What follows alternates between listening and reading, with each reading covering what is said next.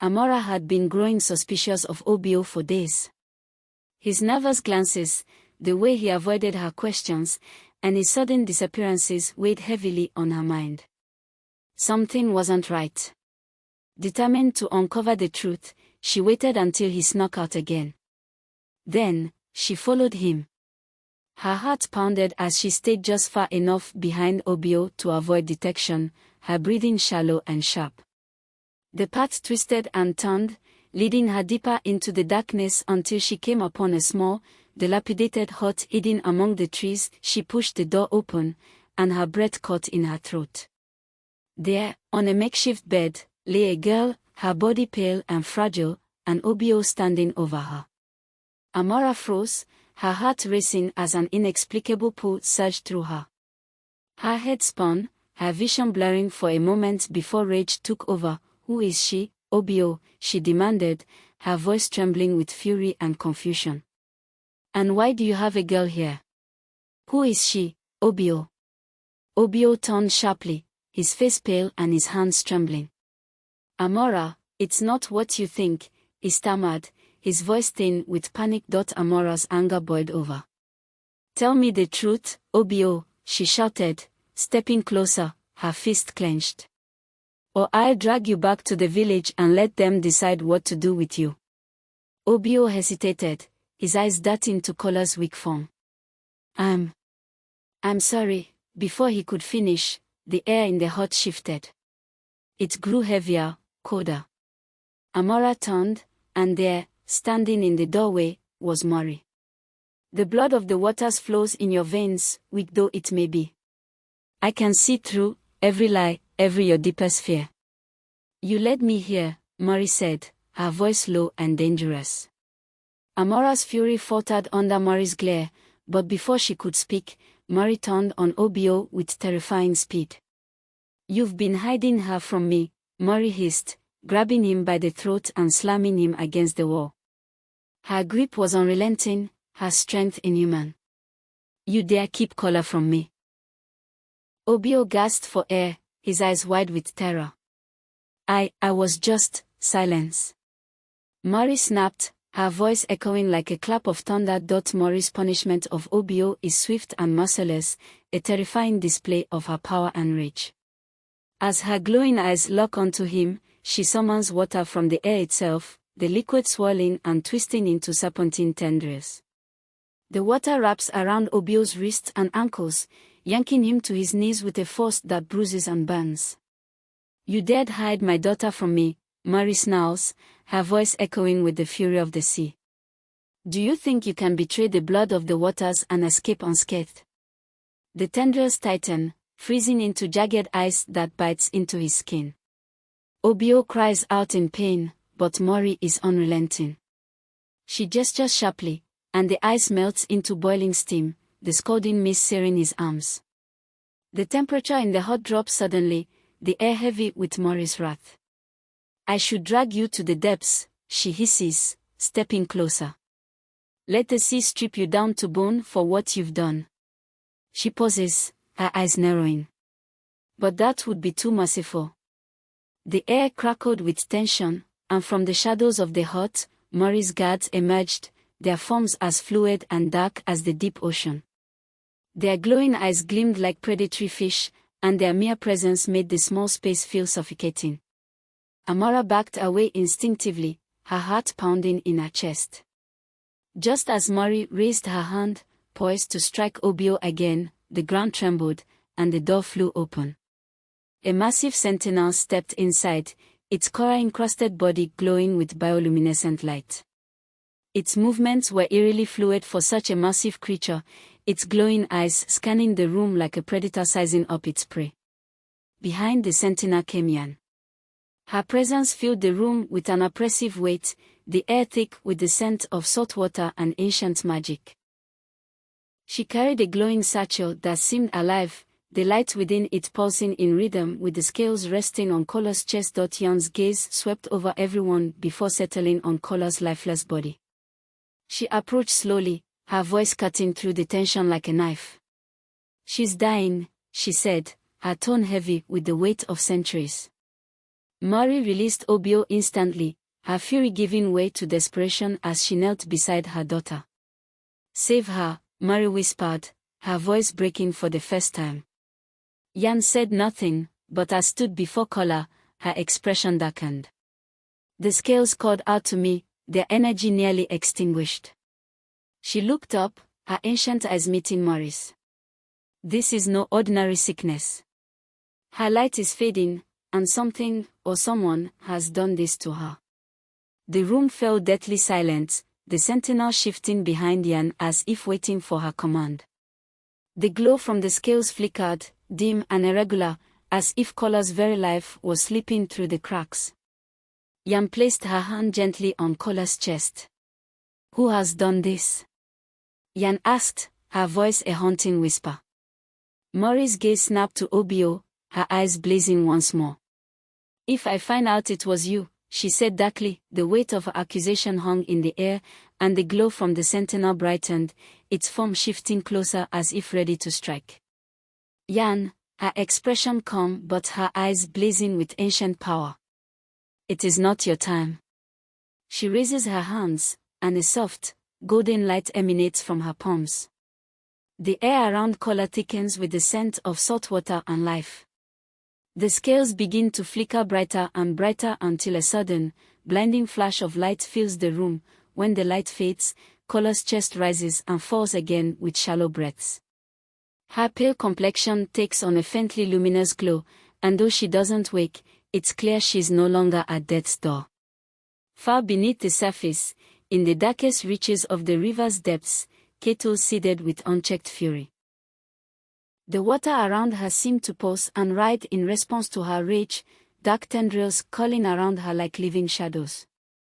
She could feel it, Kola's growing strength, a slow but steady rise that threatened to eclipse her entirely. It was intolerable. Meeting Johor at their secret spot, the river seemed alive with their malice, the currents twisting unnaturally as if reflecting their dark intentions. "She's growing stronger," Keto snarled, her voice a guttural hiss that cut through the churning water.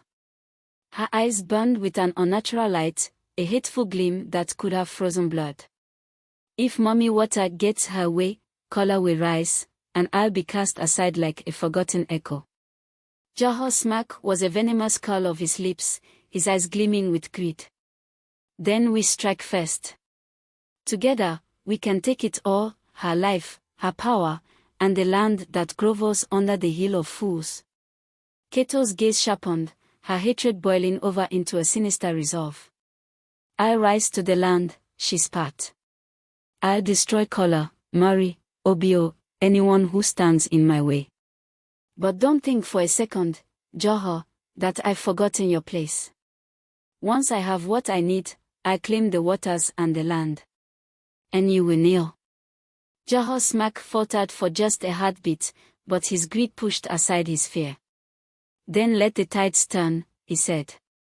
Keto's determination led her to the forbidden grotto of healing, a place where only two can go, Mami Wata and her appointed healer Yan. The grotto was an ancient cathedral of the sea, a cavern carved into the bedrock of the riverbed.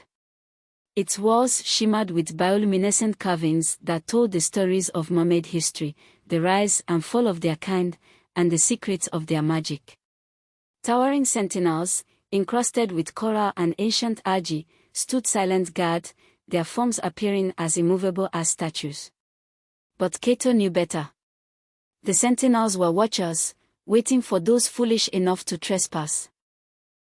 Undeterred, Keto swam toward the heart of the grotto, her dark magic coiling around her like a poisonous shroud.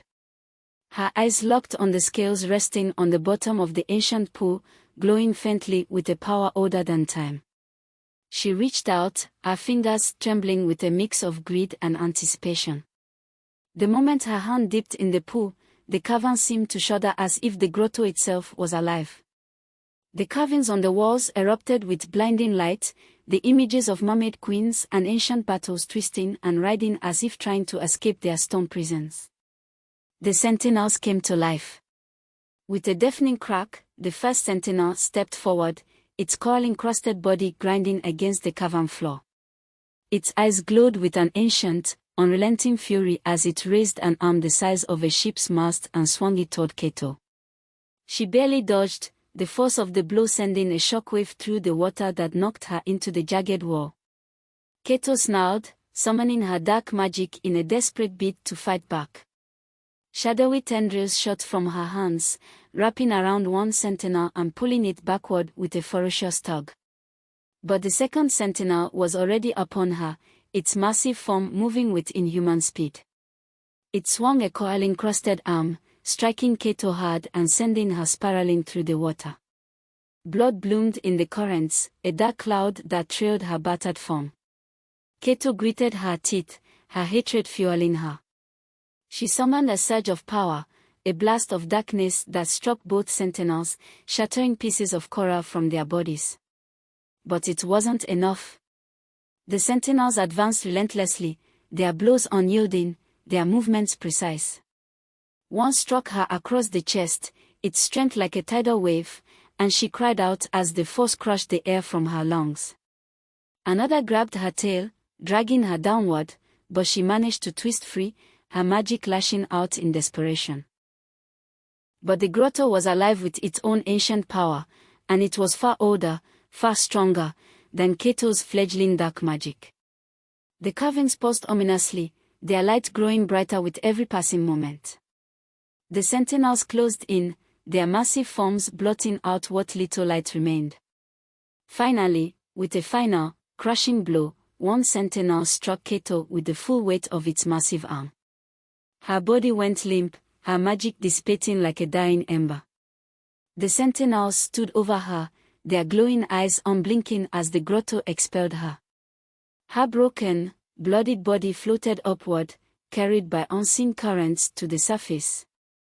Her vision blurred, her consciousness flickering like a fading flame. As her head broke through the water, she gasped for air, her chest heaving with pain.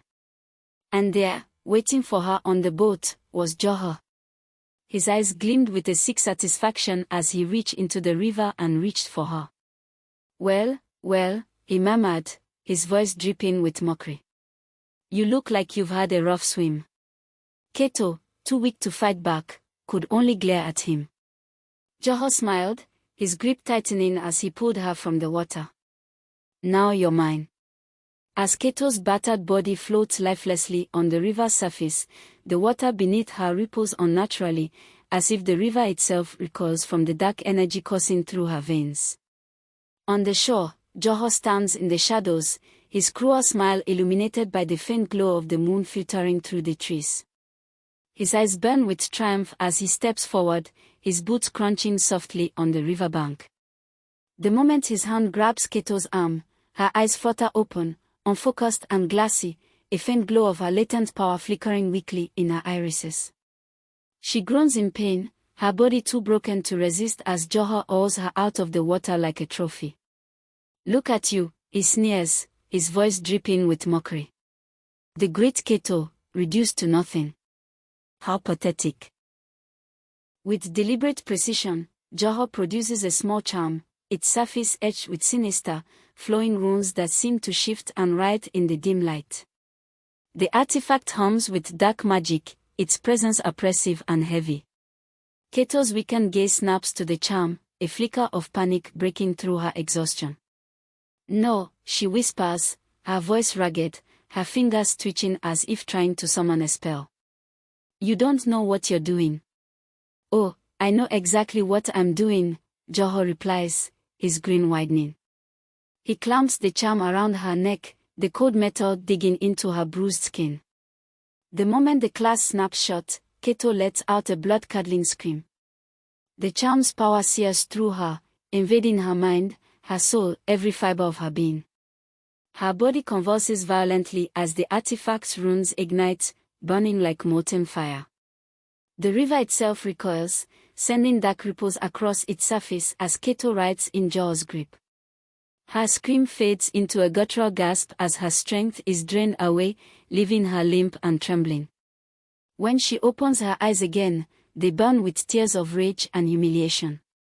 Her hands clench into weak fists as she tries to move, to attack Johor, but her body refuses to obey. She's trapped. The magic of the charm binds her completely, her every action now at his mercy. "You monster," she spits, her voice trembling with fury. "When I'm free, you'll never be free," Joho cuts her off, his voice cold and final. He pulls her close, his grip ironclad as he whispers in her ear, "You belong to me now." Keto's defiance now wavers as the full weight of her imprisonment settles over her. For the first time in her life, she feels powerless. As he drags her to the village palace. The palace rises like a jagged shadow against the night sky, its high towers piercing the clouds. The air inside is thick with the stench of burning incense and dark magic, the corridors lit by flickering torches casting long, menacing shadows. Joho drags Keto through the halls, her head hangs low, her eyes dull with restrained hatred.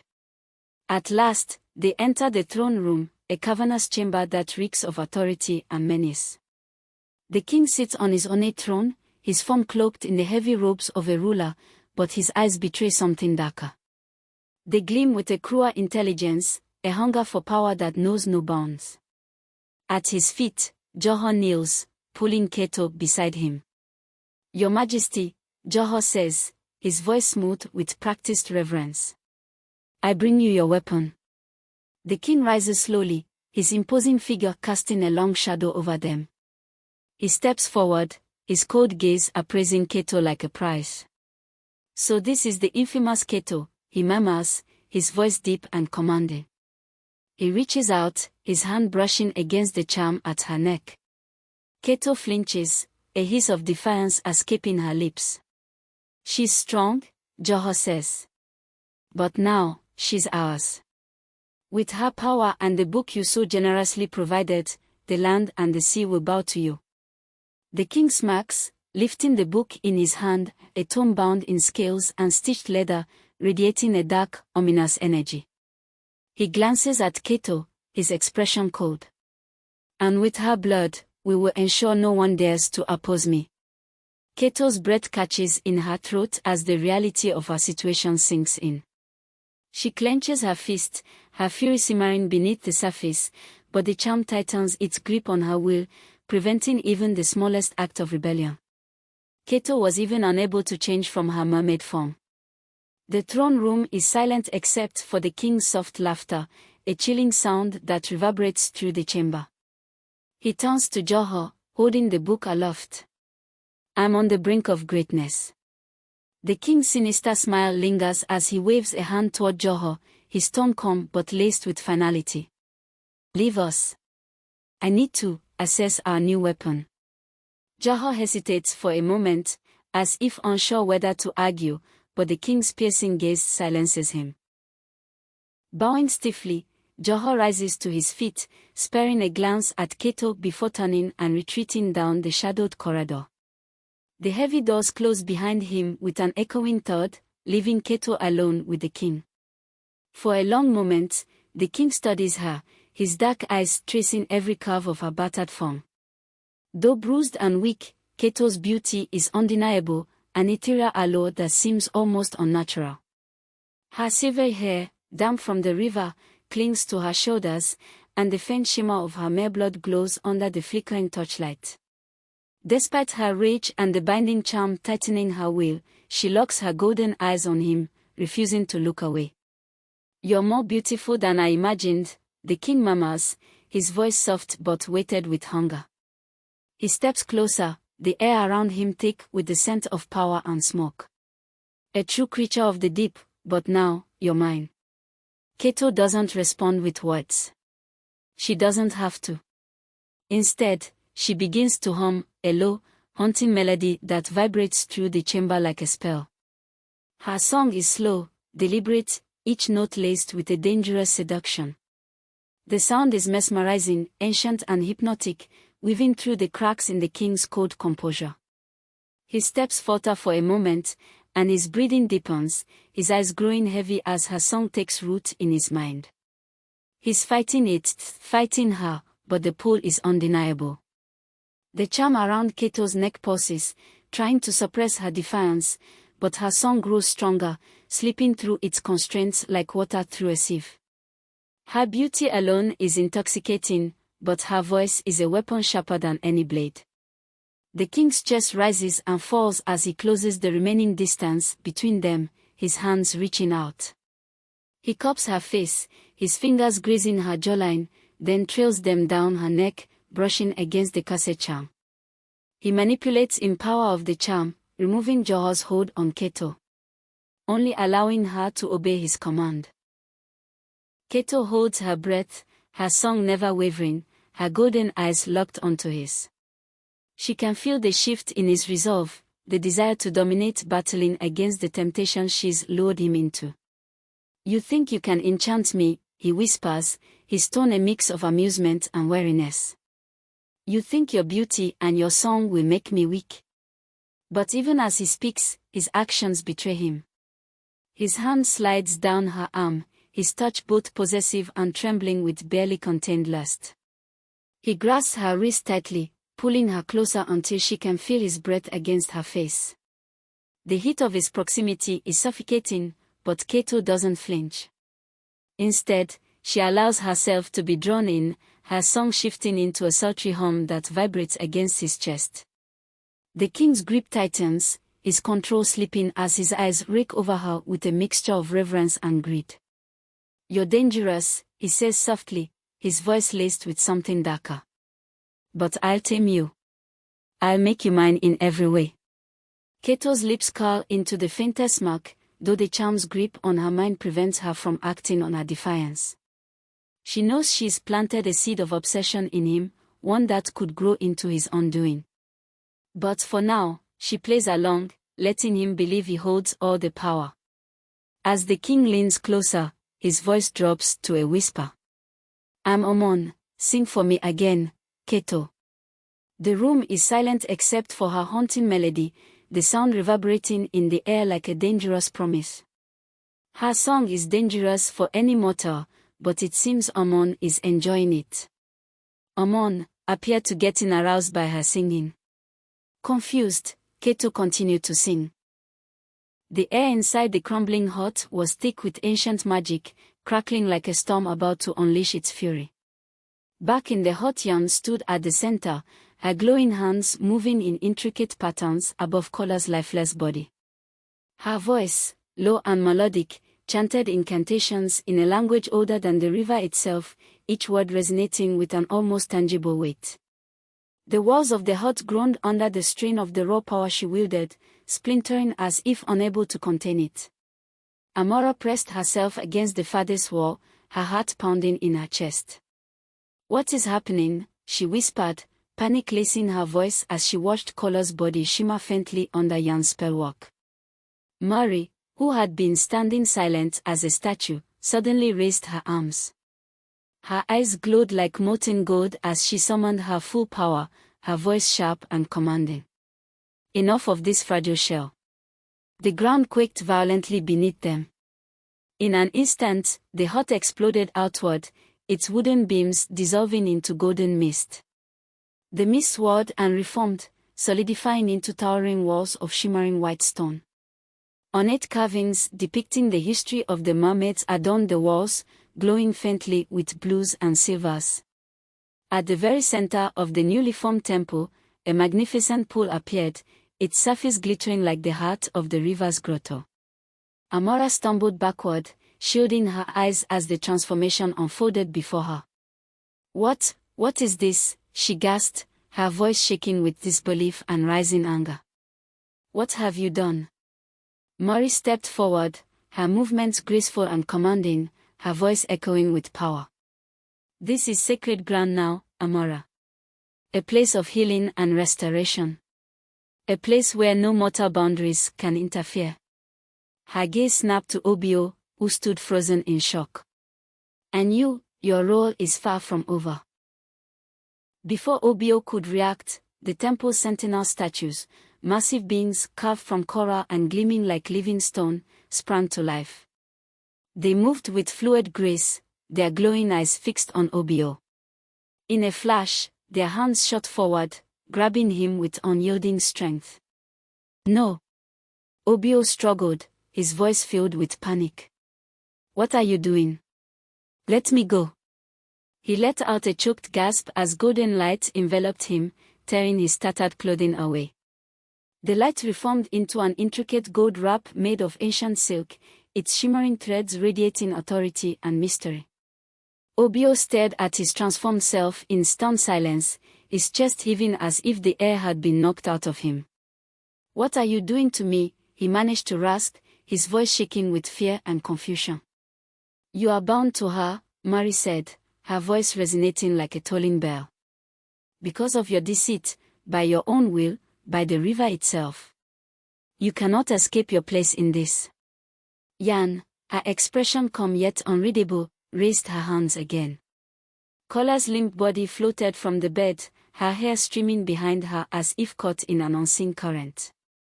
Her pale form was enveloped in soft golden light as Yan guided her toward the pool in the center of the temple. Amora stepped forward, her face twisting with rage and disbelief. "Stop this. He's my husband." "What gives you the right to?" Mari turned to Amora, her glowing eyes narrowing. "He is more than your husband. He belongs to the river, he now belongs to Kola. You cannot stop what must happen." Amora's fury boiled over, but her words died on her lips as Yan lowered Kola gently into the pool. The water began to swirl, shimmering with vibrant hues of blue and green. Obio stepped forward, his bare feet touching the edge of the pool. His gaze softened as he entered the water, cradling Kola's fragile body in his arms. He lowered them both into the center of the swirling vortex, the golden wrap around his waist gleaming as it touched the enchanted waters. The room grew silent, save for the sound of the water churning. Amora's fist clenched at her sides as she watched Obio wrap his arms around Kola in an intimate embrace, holding her close as the magic of the pool enveloped them. The glow of the water intensified, casting long shadows across the temple's walls. For a moment, it seemed as though time itself had stopped. Then, the water surged upward, forming a spiral that wrapped around Obio and Kola. The golden scales on Kola's chest began to flicker and glow more brightly than ever before, their power humming through the air. Obio's voice, soft and full of desperation, broke the silence. "Come back to me, Kola, please." As the water calmed, the glow around Kola remained steady, her pallor fading ever so slightly. Though her body remained still, a faint blush returned to her cheeks, and the air around her seemed to hum with renewed vitality. Mari's voice broke the tense silence as Kola's body disappears into the pool, leaving Obio behind to face Amora Raft. "The river has claimed her for now, but she is not lost." "Not yet." Amora's fury burned hotter as she glared at Mori, her voice sharp with defiance. "You think you can decide our fate? You think you have the right?" Mori turned her glowing eyes on Amora, her expression cold and unyielding. "It is not about rights, Amora. It is about destiny." The king sat upon his darkened throne, his face a mask of calm malice. Shadows danced on the walls of the grand hall, now dimly lit by eerie crimson torches. Keto stood before him, her beauty radiating even through her bruises, her dark hair cascading down her shoulders like a storm cloud. The charm around her neck pulsed faintly, its magic sneaking through her veins, chaining her will to his.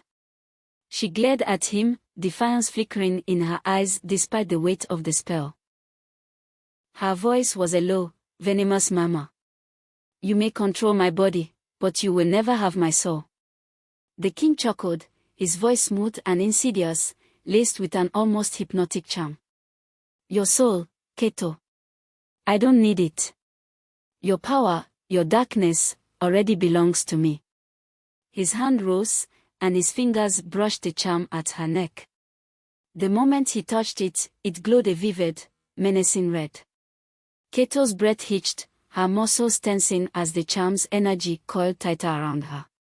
He murmured an incantation, his words ancient and guttural, resonating through the vast chamber like a death knell. The room began to shift. The grand, gilded walls of the throne room cracked and twisted, their pristine surfaces blackening and corroding.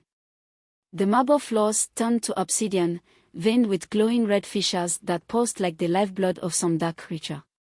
The air thickened, carrying the metallic tang of magic and an oppressive heat that pressed down like a vice. At the center of the room, the floor opened with a deep, resonant groan, revealing a pool of liquid so dark it seemed to drink the light. Its surface rippled unnaturally, as though alive, small tendrils of shadow curling upward toward the king like eager hands. The pool pulsed with an ominous glow, an abyss of pure malevolence. Keto watched in horrified fascination, unable to look away as the king descended the steps leading into the pool.